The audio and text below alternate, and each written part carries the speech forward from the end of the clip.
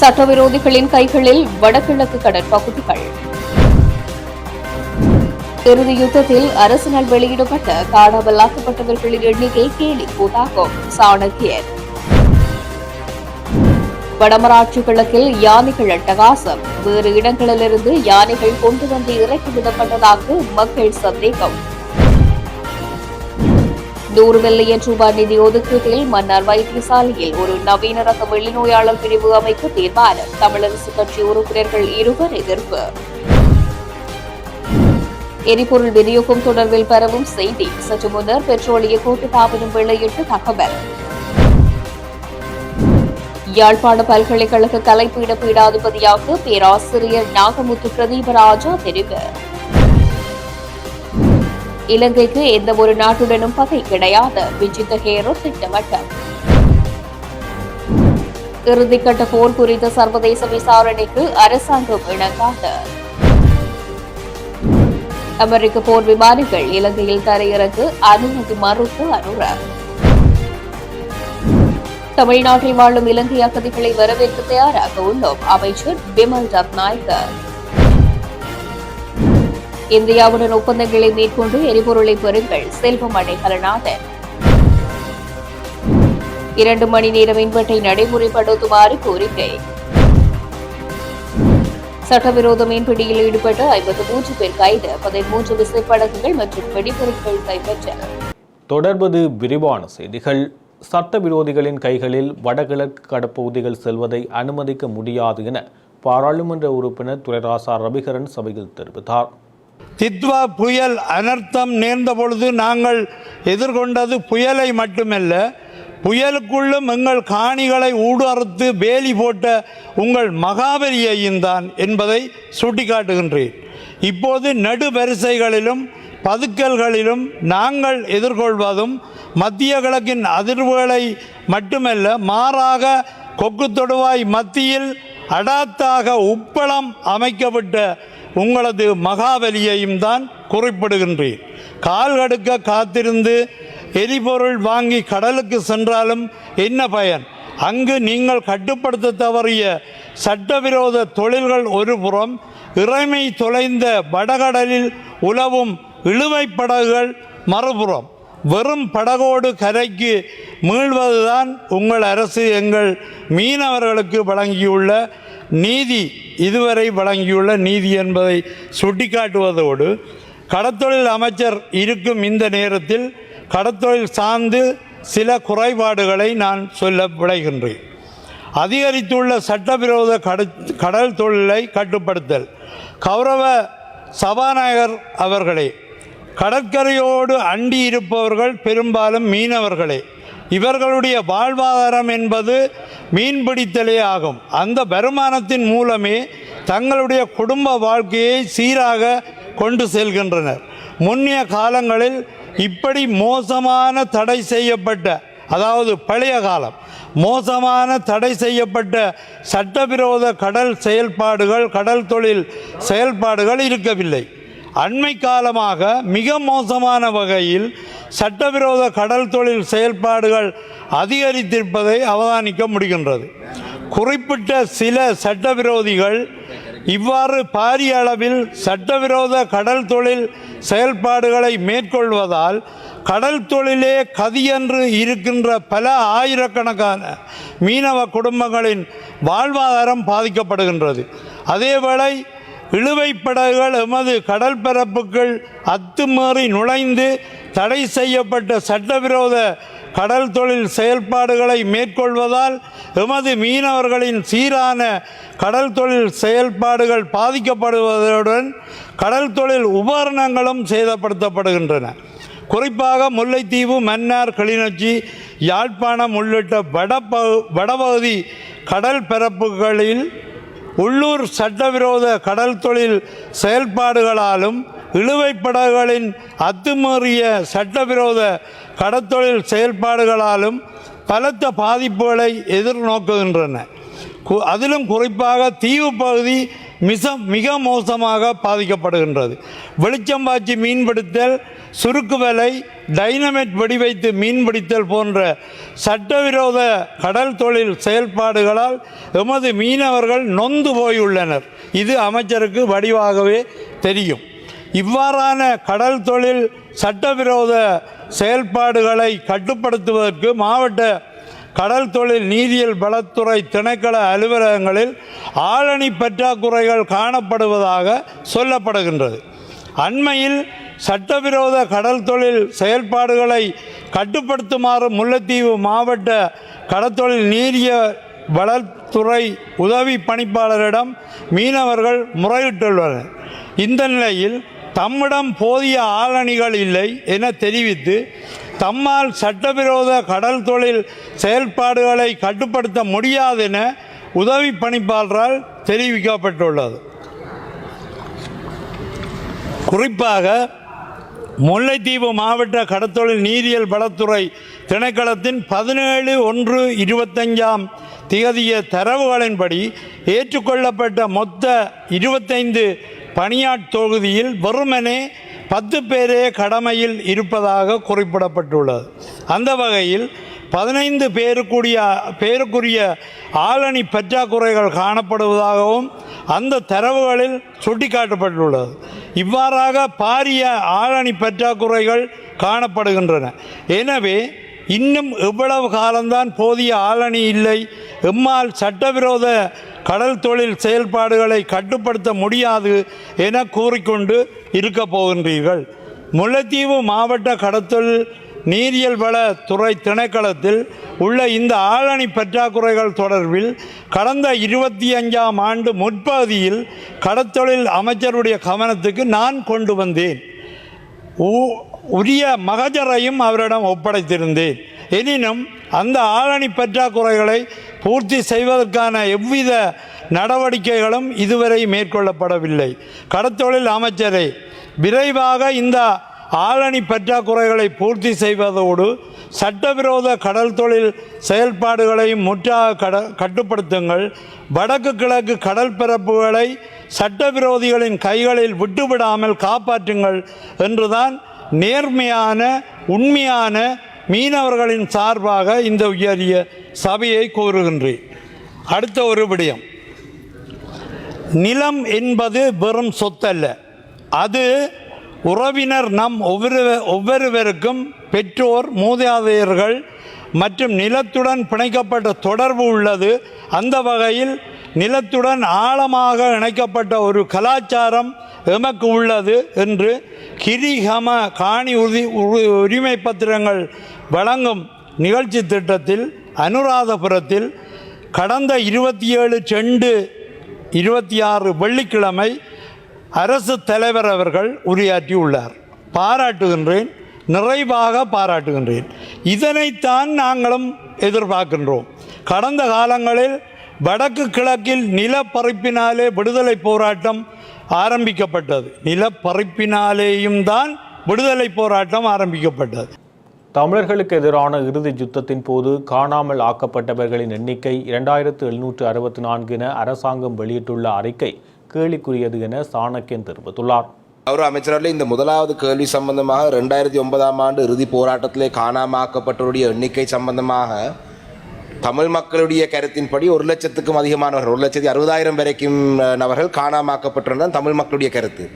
அதே போல தான் ஐநாவுடைய மற்ற சர்வதேச நிறுவனங்களுடைய கருத்து 60,000 70,000க்கும் அதிகமானது. ஆனால் இலங்கை அரசினுடைய கருத்து 2764 என்றது ஒரு வேடிக்கையான ஒரு விடயமாக இருக்கின்றது. எல்லா விடயத்தையும் நான் குறிப்பிடவில்லை. அதே போல தான் செம்மணி அகழ்வு பணிகள் சம்பந்தமாக அந்த கண்டெடுக்கப்பட்ட அந்த மனித எச்சங்களை நீங்கள் ஏன் சர்வதேச ரீதியான ஒரு, உங்களுக்கும் தெரியும், ஸ்காட்லாந்திலே, அயர்லாந்திலே, இங்கிலாந்திலே ஏற்கனவே 96ஆம் ஆண்டு 95ஆம் ஆண்டு அந்த அகழ்வு பணிகளிலே கண்டெடுக்கப்பட்ட அந்த எலும்புக்கூடுகள் இன்னும் ரிசர்ச் இன்ஸ்டிடியூட் ஒன்றில் இருக்கின்றது. All the government has to do is give consent to do DNA testing on already exhumed skeletons. So what is the point of exhuming skeletons if you're not going to do anything about it? Then, Honorable Minister, I understand that the government can only have a position, but unfortunately, your response, I appreciate your response. It was a very lengthy response. As a minister, you can only provide what the government is doing. But to the victim community, Honorable Minister, it will seem like lip service that this government is also providing, because in my question itself, I have very clearly said that the victim community rejects any domestic mechanism. பாதிக்கப்பட்ட சமூகம் முழுமையாக நிராகரித்த ஒரு உள்நாட்டு பொறிமுறையை பற்றி நீங்கள் தொடர்ந்து பேசுவதில் எந்த அர்த்தமும் இல்லை. அதே போல தான் கௌரவ அமைச்சர் அவர்களே, நீங்கள் இந்த நிதி ஒதுக்கீடுகள் பற்றி காணாமாக்கப்பட்டவருடைய அலுவலகத்தை பற்றி சொல்றீங்க. நீதி, அதாவது கொல்லப்பட்ட மக்களுக்கு, காணாமாக்கப்பட்ட மக்களுக்கு, கடத்தப்பட்ட மக்களுக்கான நீதியை பற்றி ஒரு வார்த்தை கூட உங்களுடைய பதிலே இல்லை. There is no measures about justice in your response, Honorable Minister. It's about reparations, about social welfare. Where is justice? What is the accountability that you propose? like I said, உங்களுக்கு அரசாங்கம் வாக்களித்த பொழுது வெறுமனே ஊழல் மோசடிய இல்லாமல் செய்வதற்காக தமிழ் மக்கள் வாக்களித்தார்கள் நான் எதிர்பார்க்கவில்லை. அவர்கள் ஏனென்று சொன்னால் உங்களுடைய அரசாங்கத்திலே இந்த கொலைகளுக்கு நீதி கிடைக்கும் என்று எதிர்பார்த்தவர்கள். சில நேரங்களிலே நீங்கள் என்பிபி ஜேவிபியை சேர்ந்தவர்களுக்கு சொல்லலாம், 2005ஆம் ஆண்டு அந்த காலப்பகுதியிலே நாங்களும் பங்கு பெற்றிய அரசாங்கம் தான் இந்த படுகொலைகளை செய்தது, இதை விசாரிக்காமல் விடுங்கள் என்று சொல்லக்கூடிய வாய்ப்புகள் உண்டு. நீங்கள் ஜேவிபி இல்லை எனக்கு தெரியும். இருந்தாலும் கௌரவ அமைச்சர் அவர்களே, நீங்கள் குறிப்பிட்ட பதிலில் இப்போ slab about the Sri Lanka Accountability Project, there is a contradiction between your initial statement and your response to SLAP. If you are genuine and if you really want to get to the bottom of what has happened, if you said that you can only go by the information that you have and that you were not in government at the time, SLAP has enough information for you to use, but you are refusing to acknowledge that based on a domestic process that you propose. Okay, let me come to that. The Office of Reparations, you mentioned about the understaffing. Honorable Minister, for the Office of Reparations, the government has appointed 3 members connected to the military out of 5. இழப்பீடுக்கான அலுவலகத்துக்கு 5 உறுப்பினர்கள், 3 உறுப்பினர்கள் இராணுவ பின்னணியை கொண்டவர்கள். அப்ப இழப்பீடுக்கான அலுவலகம் ஊடாக பாதிக்கப்பட்டது இராணுவத்தின் ஊடாக. அப்ப இராணுவத்தால் பாதிக்கப்பட்டவர்களுக்கே இராணுவம் விசாரணை நடத்த போகுது, இராணுவம் இழப்பீடுகள் வழங்க போகின்றது. அப்போ உங்களுடைய அரசாங்கத்தின் கீழே கௌரவ அமைச்சர், நான் நேரத்தை கருத்தில் கொண்டு நான் இந்த கேள்வி இதோடு முடித்துக்கொள்கிறேன். உங்களுடைய அரசாங்கத்தின் கீழே எனக்கு நீண்ட விளக்கம் தேவையில்லை. I don't want a lengthy response from you, Honorable Minister. I only have 2 or 3 questions for you. Number 1, you are fully opposed to international mechanisms. You will never agree to any international mechanisms. You will not accept any international mechanism. Is that your government's position? If so, you can tell us straight up. There is no point in talking about this because the victim community has rejected domestic mechanisms. Number 2, even if you propose a domestic mechanism, is there like a judicial? There is no mention about anything to do with the judiciary. So where would any of these criminals be tried? So even though we don't agree with it, do you even have in your plans? You only spoke about reparations. And the last one, there is while we speak about oppression and crimes committed against people, right now, yesterday, Honorable Minister, 3 Jaffna University students were summoned to the TID. Now imagine this, you are the Justice Minister of this country. The 3 that were summoned were Dharmaseelan Yadurshan, Abhishek, Dayabaran, Lajidar. Now these 3 Jaffna University students were summoned to the TID yesterday for hoisting a black flag in the university premises on Independence Day. Now that is their right. It's a free country. They have the one of the students has been harassed and has been intimidated. The officers have shown photos of his house, his relatives. You shorten your... Yes. அந்த பல்கலைக்கழக மாணவருடைய பெற்றோருடைய புகைப்படங்களை காட்டி, இந்த வீதியிலே தான் நீங்கள் வசிக்கிறீர்கள், இதுதான் உங்களுடைய உறவினர்கள், நீங்கள் தொடர்ந்து அரசுக்கு எதிரான போராட்டங்களில் ஈடுபடுவீர்களா? இப்படியான கேள்விகள் நீங்கள் நீதி அமைச்சராக இருக்கும் பொழுதே நடக்க. அப்ப 2009ஆம் ஆண்டிலே கொல்லப்பட்டவர்களுக்கும் நீதி இல்லை, ஒரு விசாரணைக்கான சர்வதேச ரீதியான பொறிமுறை நீங்கள் இணங்கவில்லை. Honorable member, please short. Now we have taken 6 minutes. அரச பயங்கரவாதத்திலே ஆரம்பமே நீங்கள் தான் என்று அண்ணன் மனோ கணேசன் அவர்கள் சொல்கிறார். அத்தோடு இந்த உள்நாட்டு பொறிமுறையும் இல்லை. அப்ப இந்த விடயங்கள் சம்பந்தமாக கௌரவ அமைச்சர், நாங்கள் எங்களுடைய நேரத்தை தமிழ் மக்கள் உங்கள் மீது வைத்த நம்பிக்கையை எப்பயோ கைவிட்டார்ன்றது என்னுடைய பார்வை. இருந்தாலும் Honorable member, நீங்கள் நம்பிக்கை வைத்திருக்கின்ற தமிழ் மக்கள் உங்கள் மீது நம்பிக்கை வைத்திருக்கின்ற இந்த விடயங்களுக்கு ஒரு பதிலை அளிப்பீங்கன்னு நான் எதிர்பார்க்கிறேன். மீண்டும் again I thank you, Honorable Minister. In your capacity as the Minister, I know you have provided the information that's available to you. So this is nothing personal. Thank you. Honorable Minister. Thank you, Honorable MP. I do understand the victim families need justice, and justice is what our government going to give. When it comes to justice to people, victims of missing persons families, we don't divide between north and east or south. One country, one people, and missing persons, closure necessary, justice necessary. Whether 1 year and 4 months is enough is another matter altogether, but we are on the right direction and on the right path. Secondly, about the missing persons towards the end of the 2009 war. Now, obviously, you and I can sit and argue over this, but it's not going to help any purpose because we do not know, right? But we understand the pain of it and we are working on it. Yazhpanam Vadamarachchi கிழக்கு கட்டைக்காடு சுண்டிக்குளம் பகுதியில் நேற்றிரவு 5 யானைகள், வீடுகள் மற்றும் கரைவலை வாடிகள் காணப்பட்ட தென்னை மரம் உட்பட பயன்தரும் மரங்களை அழித்துள்ளதாகவும் குறித்த சம்பவம் அப்பகுதி மக்களிடையே பலத்த அச்சத்தை ஏற்படுத்தியுள்ளதாக தெரிவிக்கப்பட்டுள்ளது. குறித்த யானைகளை வனஜீவராசிகள் திணைக்களம் வேறு இடங்களிலிருந்து கொண்டு வந்து இறக்கிவிடப்பட்டிருக்கலாம் என பிரதேச மக்கள் சந்தேகிக்கின்றனர். வடமராட்சி கிழக்கில் சுண்டிக்குளத்திலிருந்து வெற்றிலைக்கேடி வரை வனஜீவராசிகள் பிரதேசமாக பிரகடனப்படுத்தப்பட்டுள்ளது. ஆனால் அப்பிரதேசங்களில் இதுவரை யானைகள் அங்கு காணப்பட்டிருக்கவில்லை.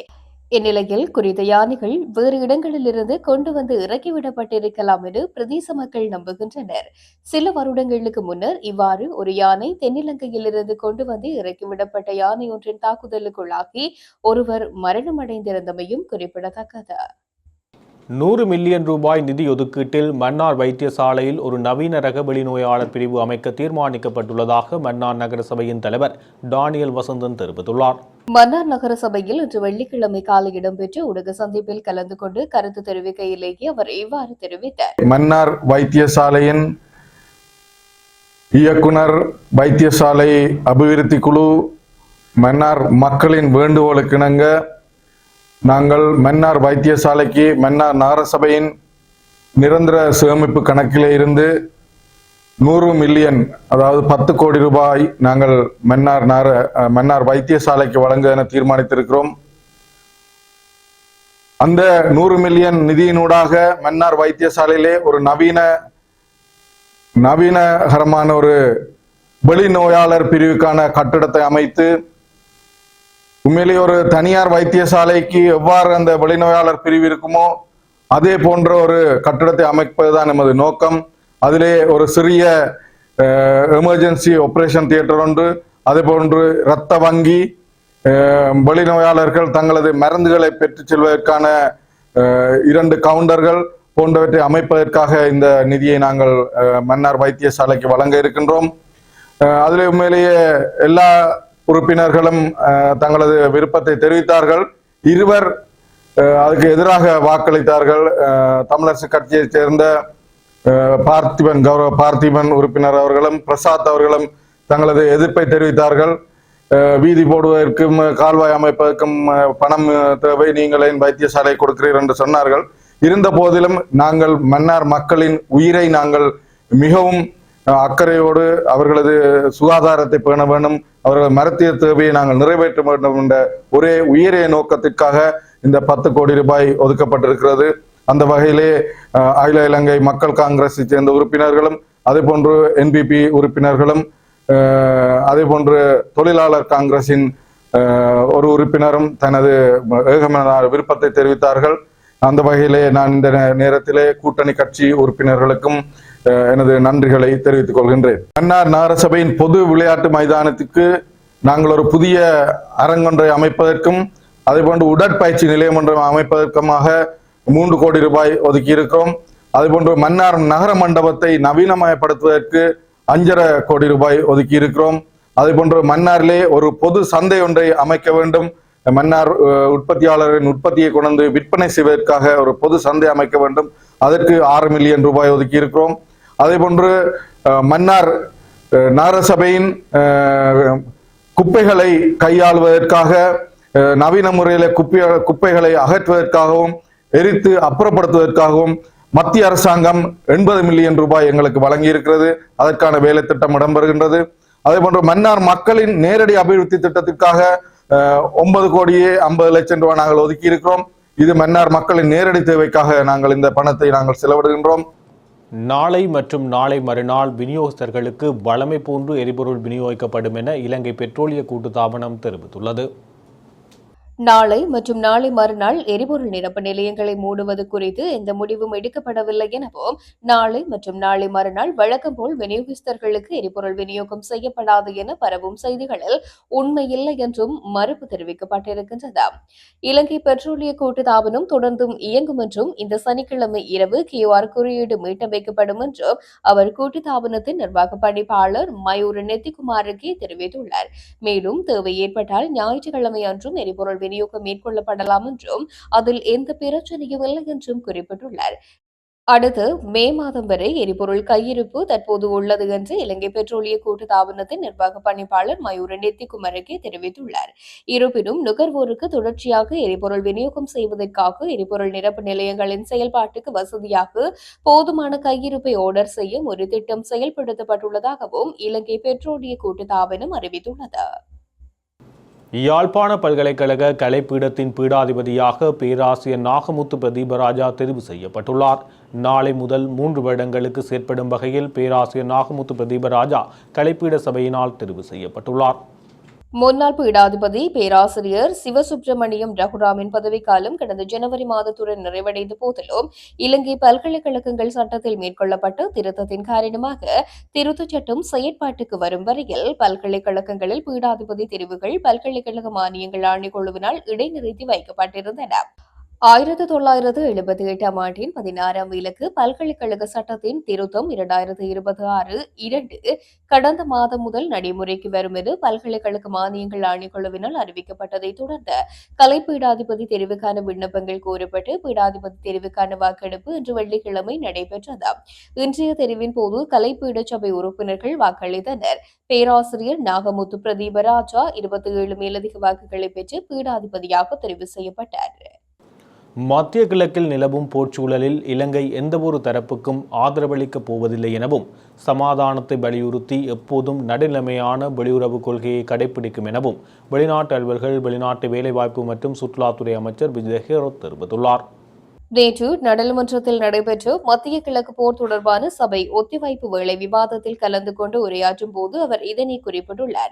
கடந்த அரசாங்கத்தால் பொருளாதார குழிக்குள் தள்ளப்பட்ட நாட்டை கடன் மறுசீரமைப்பு உள்ளிட்ட நடவடிக்கைகள் மூலம் மீட்டெடுத்து வந்த வேளையிலே டிட்வா புயல் மற்றும் எதிர்பாராத உலக போர் சூழல் ஏற்பட்டது என்றும் அமைச்சர் குறிப்பிட்டார். நாட்டின் தற்போதைய நெருக்கடி எமது அரசாங்கத்தால் ஏற்பட்டதல்ல. கடந்த கால ஆட்சியாளர்கள் முறையான எரிபொருள் சேமிப்பு வசதிகளை ஏற்படுத்தியிருந்தால் இன்று நாம் இந்தளவு நெருக்கடியை சந்தித்திருக்க மாட்டோம். நாம் ஆட்சிக்கு வந்தவுடன் இந்தியாவுடன் இணைந்து திருகோணமலை எரிபொருள் குதங்களை மறுசீரமைப்பதற்கான உடன்படிக்கையில் கையெழுத்திட்டுள்ளோம். ஹோர்மோஸ் நீரிணை ஊடாக வரும் கப்பல்களுக்கு பிரச்சனைகள் இருந்தாலும் இலங்கைக்கு வரும் எரிபொருள் கப்பல்கள் பெரும்பாலும் இந்தியா மற்றும் சிங்கப்பூரில் இருந்தே வருவதால் உடனடி பாதிப்புகள் தவிர்க்கப்பட்டுள்ளன. மேலும் எரிபொருள் விநியோகத்தை உறுதிப்படுத்த ரஷ்யா, சீனா மற்றும் இந்தியா ஆகிய நாடுகளுடன் ராஜதந்திர ரீதியில் பேச்சுக்கள் முன்னெடுக்கப்பட்டு வருகின்றன. ஈரான் கப்பல்கள் தொடர்பில் நாடாளுமன்றத்தில் பகிரப்பட்ட தகவல்கள் தவறானவை என தெரிவித்த அமைச்சர் மார்ச் 9 முதல் 13 வரை இலங்கைக்கு வருகை தருவதற்காக பிப்ரவரி 26ஆம் தேதி அனுமதி கோரப்பட்டதாகவும், சர்வதேச சமுத்திர சட்டங்களுக்கு அமையவே அனைத்து நடவடிக்கைகளும் முன்னெடுக்கப்பட்டன எனவும் விளக்கம் கொடுத்துள்ளார். ஐக்கிய நாடுகள் பாதுகாப்பு சபையில் கொண்டுவரப்பட்ட தீர்மானங்கள் சமநிலையற்றதாக இருந்தபோதும் இலங்கை அதற்கு ஆதரவு அளிக்கவில்லை என்பதை அவர் நினைவு கூர்ந்தார். எந்த ஒரு நாட்டுடனும் இலங்கைக்கு பகை கிடையாது. போர் நடவடிக்கைகளை அனைத்து தரப்பினரும் உடனடியாக நிறுத்த வேண்டும் என்பதே இலங்கையின் விருப்பம். நாட்டுக்கு நன்மை அளிக்கும் வகையில் முறையான ராஜதந்திர கொள்கைகளை பயன்படுத்தி மக்களை பாதுகாப்போம் என்று உறுதியளித்தார். இலங்கையில் 2009ஆம் ஆண்டு இடம்பெற்ற போர் தொடர்பில் சர்வதேச விசாரணைக்கு அரசாங்கம் இணங்காது என நீதியமைச்சர் கசன நாணயக்கார தெரிவித்துள்ளார். உள்நாட்டு போரின் இறுதிக்கட்டத்தின் போது சுமார் 2764 நபர்கள் காணாமல் போயுள்ளதாக தெரிவிக்கப்பட்டுள்ள போதிலும் அந்த தரவுகள் விவாதத்திற்குரியவை என நீதி அமைச்சர் ஹர்ஷன நாணயக்கார இன்று நாடாளுமன்றத்தில் தெரிவித்தார். நாடாளுமன்ற உறுப்பினர் சாணக்கியன் ராசமாணிக்கம் எழுப்பிய கேள்விக்கு பதிலளிக்கும் போதே அமைச்சர் இதனை குறிப்பிட்டார். போரின் போது காணாமல் போனோர் தொடர்பாக தற்போது அரசாங்கத்திடம் முறையான அல்லது துல்லியமான தரவுத்தளம் எதுவும் இல்லை.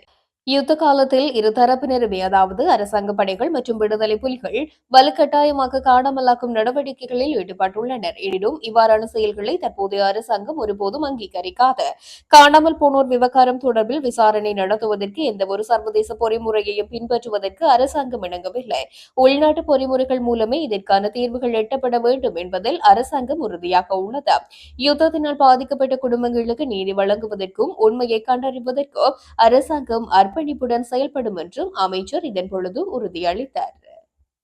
இலங்கையின் மத்தள விமான நிலையத்தில் 2 போர் விமானங்களை தரையிறக்குவதற்கு அமெரிக்காவும் நல்லெண்ண வருகைக்காக இலங்கைக்கு வர ஈரான் கப்பல் ஒன்றும் அனுமதி கோரியிருந்ததாகவும் அரசாங்கம் இரண்டுக்கும் அனுமதி வழங்கவில்லை என ஜனாதிபதி அனுகுமார் திசாநாயக்க தெரிவித்தார். நாடாளுமன்றத்தில் இன்று விசேட உரையாற்றிய போது அவர் இந்த விடயங்களை குறிப்பிட்டார். அவர் மேலும் தெரிவிக்கையில், மார்ச் 9 மற்றும் 13ஆம் தேதிகளில் இலங்கைக்கு ஒரு நல்லெண்ண விஜயத்தை மேற்கொள்ள வேண்டும் என்றும் ஒத்துழைப்பை மேம்படுத்தும் விஜயமாக இலங்கைக்கு வர விரும்புவதாகவும் பிப்ரவரி 26ஆம் தேதி ஈரான் நம்மிடம் ஒரு கோரிக்கையை விடுத்தது. மார்ச் மாதத்தின் 9 மற்றும் 13ஆம் தேதிகளில் அந்த அனுமதியை வழங்குவது குறித்து நாம் ஆராய்ந்து கொண்டிருக்கின்றோம். அதே நாள் மாலை ஐக்கிய அமெரிக்கா ஒரு கோரிக்கையை முன்வைத்தது. தமது நாட்டிற்கு அருகில் உள்ள கடற்படைக்கு சொந்தமான 2 போர் விமானங்கள் இலங்கையின் மத்தள விமான நிலையத்திற்கு வருவதற்கு அனுமதி கோரினார்கள். எமது மேசை மீது 2 ஆவணங்கள் இருந்தன. ஒன்று ஈரான் விடுத்த கோரிக்கை. மார்ச் 9 மற்றும் 13ஆம் தேதிகளில் தமது கடற்படை கப்பல்கள் பிரவேசிப்பதற்கு அனுமதி கோரியிருந்தது. மறுபுறம் ஐக்கிய அமெரிக்கா விடுத்த கோரிக்கை. தமது கடற்படைக்கு சொந்தமான 2 போர் விமானங்கள் நமது மத்தள விமான நிலையத்திற்கு வருவதற்கு அனுமதி கோரியிருந்தது. இந்த நிலையில் நாம் மிக தெளிவான ஒரு முடிவு எடுத்தோம். அந்த நேரத்தில் போர் குறித்த சமிகைகள் ஏற்கனவே தோன்றியிருந்தன. நாம் அந்த 2 கோரிக்கைகளுக்கும் அனுமதி வழங்கவில்லை. அதுதான் நடுநிலைமை. நான் இங்கே கேட்கின்றேன், ஏன் ஈரானிய கப்பல்களுக்கு அனுமதி வழங்கவில்லை என வினவப்பட்டது. எனக்கு நினைவிருக்கின்றது. ஒருவேளை அனுமதி வழங்கியிருந்தால் என்ன நடந்திருக்கும்? எமது ஒட்டுமொத்த நடுநிலைமையும் நழுவி போயிருக்கும். நாம் ஒரு தரப்புக்கு சார்பாக செயற்பட்டிருப்போம். இல்லையெனில் நாம் மற்ற தரப்புக்கு இடமளிக்க வேண்டியிருந்திருக்கும். அவ்வாறு நடந்திருந்தால் எங்கோ தொலைதூர பிராந்தியத்தில் உள்ள அந்த போர் மோதலானது மத்தள விமான நிலையத்துக்கும் கொழும்பு துறைமுகத்திற்கும் அருகில் வந்திருக்கும். நாம் அதனை செய்யவில்லை. அத்தகைய அழுத்தங்கள் மத்தியிலும் அந்த நடுநிலை கொள்கையை பாதுகாத்துள்ளோம் என்று தெரிவித்தார். இலங்கை இந்தியாவிடமிருந்து ஒப்பந்தங்களின் அடிப்படையில் எரிபொருட்கள் உட்பட அனைத்து பொருட்களையும் பெற்றுக்கொண்டால் பிரச்சினைகளிலிருந்து தப்ப முடியும் என செல்வம் அடைக்கலநாதன் சபையில் தெரிவித்தார். அச்சத்தோடு மக்கள் இருந்து கொண்டிருக்கிறார்கள். உணவுப் பொருட்கள் இல்லாமல் போய்விடுமா அல்லது இந்த எரிபொருள் இல்லாமல் போய்விடுமா, இதுக்குள்ளே தரகர்களுடைய தங்களுடைய செயல்பாடு சம்பந்தமான முறைகள் ஒரு மாவியாக போன்ற விடயங்களில் அவர்கள் எரிபொருட்களை பதுக்கி வைத்து கூடுதலான விலைக்கு விற்கின்ற ஒரு சூழல் காணப்படுகிறது. அந்த வகையில் இன்றைய தினம் ஜனாதிபதி அவர்கள் 2 கூட்டங்களை நடத்தியிருந்தார். ஒன்று இந்த நாடாளுமன்றத்திலே தன்னுடைய உரையை ஆற்றி முடித்த பின்பு இங்கே இருக்கின்ற தலைமைத்துவம் தாங்குகின்ற தலைவர்களை சந்தித்து எங்களோடு உரையாடினார். அதிலிருந்து நாங்கள் அறிந்த விடயங்கள் எப்படி என்று பார்க்கின்ற போது ஒரு அளவிற்கே நிலைமையை சமாளிக்க முடியும் என்று அரசு சொல்லுகிறது. இதே ஜனாதிபதி அவர்கள் மக்கள் மத்தியிலே தன்னுடைய கருத்தை சொல்வது ஒரு சால சிறந்ததாக இருந்தது என்பது என்னுடைய கருத்து.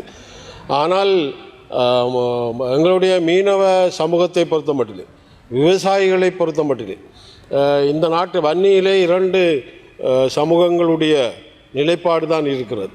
ஒன்று விவசாயம், மற்றொன்று கடத்தொழில். இந்த 2 சமூகத்தையும் அரசாங்கம் எப்படி தூக்கி பார்க்க போகிறது என்ற ஒரு பிரச்சனை இருக்கிறது. அந்த QR என்ற விடயத்திலே ஒரு மீனவர் ஒரு குறிப்பிட்ட தூரத்துக்கு செல்ல முடியாது. அவர்கள் பெரிய தூரம் சென்று தான் மீனை பிடிக்க வேண்டும்.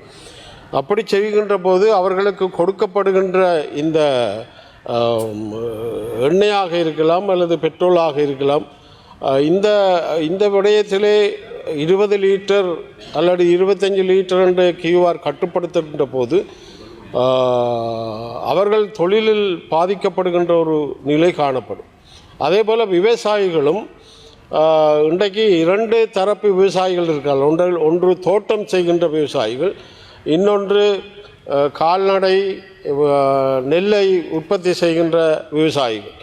இந்த 2 பேரிலே இன்றைக்கு கூடுதலாக கவனம் எங்களுடைய நெல்லை உற்பத்தி செய்கின்ற விவசாயிகள் மீது இருந்து கொண்டு இருக்கிறதே ஒழிய இந்த தோட்டங்கள் செய்கின்ற விவசாயிகள் பக்கம் இந்த எரிபொருள் கொடுப்பனவு என்பது மிக கஷ்டமான ஒரு நிலை காணப்படுகிறது.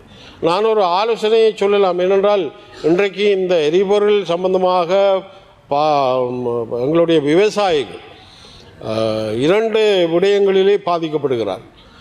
ஒன்று இந்த நெல்லை வாங்குகின்ற நிலையிலே அங்கே இருக்கின்ற நெல்லை வாங்குகின்ற திணைக்களங்கள்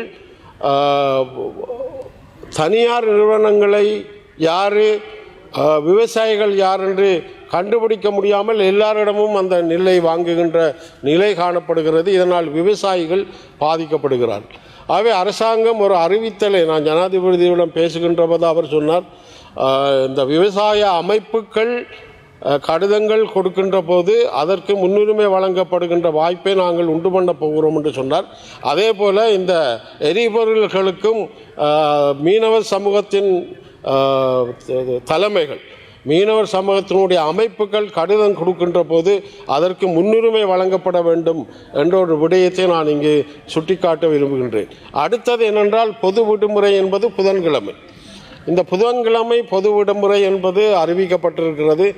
அதற்கான காரணம் இந்த எரிபொருள் சம்பந்தமான விடயங்களை பார்க்கின்ற போது அதை விடுமுறையாக மிச்சப்படுத்த வேண்டும் என்பதற்காக விடப்பட்டதாக சொல்லப்பட்டாலும், இந்த சம்பளம் வாங்குகின்ற அதிகாரிகள் அவர்களுக்கு மாத சம்பளம் கிடைக்கும். ஆனால் அன்றாடம் உழைக்கின்ற சாமானிய மக்களுடைய அந்த புதன்கிழமை லீவ் என்பது பாதிப்புக்குள்ளான ஒரு நிலைதான் காணப்படுகிறது. இதை ஜனாதிபதியிடம் நாங்கள் எடுத்து கூறுகின்ற போது அவர்களுக்கும் கவனம் செலுத்தப்பட வேண்டும் என்று அவர் எங்களுடைய கூட்டத்திலே சொல்லியிருந்தார். ஆகவே இந்த எல்லா முடிவுகளும் எடுக்கின்ற போது எந்த சமூகமும் யாருமே பாதிக்கப்படாத விடயமாக இந்த அரசாங்கம் கவனத்தில் எடுப்பது சால சிறந்ததாக இருக்கும் என்று நான் கருதுகிறேன். ஆகவே பிரச்சனைகள் இருக்கிறது, சண்டை நடக்கிறது. நாங்கள் எங்களுடைய நாட்டிலே எந்த ஒரு எரிபொருள் உற்பத்தியும் இல்லை. நாங்கள் இன்றைக்கும் வெளிநாடுகளை தாங்கி இருக்கின்றோம். என்னை பொறுத்தமட்டில் இன்னொரு ஆலோசனையை நான் சொல்லிக்கொள்ள விரும்புகின்றேன். இந்த தூர இடங்களிலிருந்து பெட்ரோலை டீசலை கொண்டு வருவதிலும் பார்க்க அண்மையில் இருக்கிற இந்தியாவிடம் நாங்கள் ஒரு ஒப்பந்தத்தை பெற்று ஒரு தடையும் இல்லாமல் அந்த எரிபொருள்களை கொண்டு வருவதற்கான வாய்ப்பை நீங்கள் உண்டு பண்ணினால் இந்த எரிபொருள் பிரச்சனை என்பது எங்களுடைய தேசத்திலே இருக்காது என்பது என்னுடைய ஆலோசனையாக இருக்கிறது. ஆகவே இந்தியாவை பயன்படுத்துங்கள். அயல் நாடு, பக்கத்து நாடு, அது என்றைக்கும் இலங்கைக்கு ஆதரவளிக்கின்ற நாடு. இந்த விடயத்திலே இந்தியாவை பயன்படுத்தி எரிபொருளை, சாப்பாட்டு பொருட்களை, முழு விடயங்களையும் இந்தியாவோடு நீங்கள் பகிர்ந்து கொள்வீர்களாக இருந்தால் நிச்சயமாக எங்களுடைய நாடு இந்த பிரச்சனைக்குள் மூழ்கி போகாது என்பது என்னுடைய கருத்தை சொல்லி நன்றி விடைபெறுகிறேன். தற்போதைய சூழ்நிலைகளை கருத்தில் கொண்டு தினமும் 2 மணி நேர மின்வெட்டை நடைமுறைப்படுத்துமாறு அரசாங்கத்துக்கு பரிந்துரைப்பதாக பாராளுமன்ற உறுப்பினர் அனுராத ஜெயரத்ன தெரிவித்துள்ளார். மத்திய கிழக்கில் நிலவும் மோதல்களால் நாட்டில் ஏற்பட்டுள்ள நிலைமை குறித்து நேற்று நாடாளுமன்றத்தில் நடைபெற்ற ஒத்திவைப்பு விவாதத்தில் பங்கேற்ற போது அவர் இந்த கருத்துக்களை தெரிவித்தார். ஏற்கனவே தரமற்ற நிலக்கரி பிரச்சினையால் கொத்மலை நீர்த்தேக்கத்தின் நீர்மட்டத்தை பாதுகாக்க வேண்டும். 2022ஆம் ஆண்டுகளில் கொத்மலை நீர் வற்றும் வரை மின்சாரம் வழங்கியதால் கடும் நெருக்கடியை எதிர்கொண்டோம். இறுதியில் 8, 10 மற்றும் 12 மணித்தியாலங்கள் மின்சாரம் தடை செய்ய நேரிட்டது. தற்போது ஏற்பட்டுள்ள நெருக்கடிக்கு மத்தியில் சிக்கலை தவிர்க்க தற்போது 2 மணித்தியாலங்கள் மின்சாரத்தை தடை செய்து மிகப்பெரிய நெருக்கடியை தவிர்க்குமாறு ஜனாதிபதியிடம் கோரிக்கை விடுப்பதாக நாடாளுமன்ற உறுப்பினர் அனுராத ஜெயரத்ன தெரிவித்துள்ளார். இதுடன் ஜெஃப்னா கேலரியின் இரவு நேர பிரதான செய்திகள் நிறைவு பெறுகிறது. மேலும் செய்திகளை அறிந்து கொள்ள எமது இணையதள பக்கமான www.jeffnagallery.lk என்ற இணையதளத்துடன் இணைந்திருங்கள்.